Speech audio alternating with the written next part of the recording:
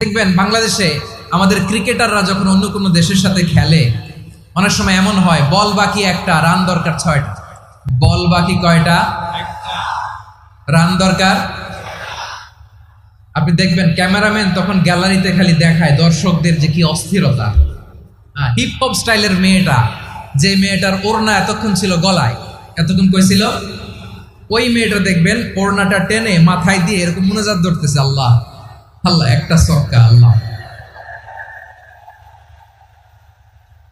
আল্লাহ আমার লাল সবুজের পতাকারে তুমি অপমানিত কইরো না আল্লাহ, ইন্ডিয়ার সাথে আমাদের খেলা আল্লাহ আল্লাহ একটা সক্কা, একটা একটা।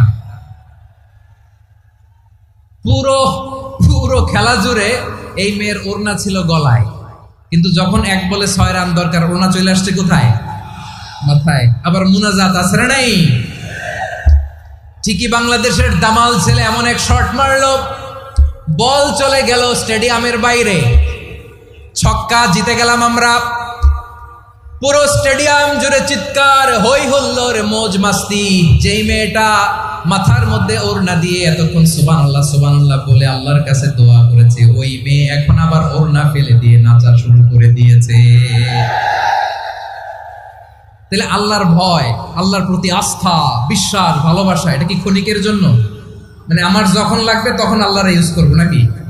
হ্যাঁ, বিপদে আপদে, সুখের সময় দুঃখের সময়, সচ্ছল অসচ্ছল অবস্থায় বিশ্বাসীরা ভরসা রাখে একজনের উপর। চিৎকার করে বলে পটুয়াখালী তিনি কে?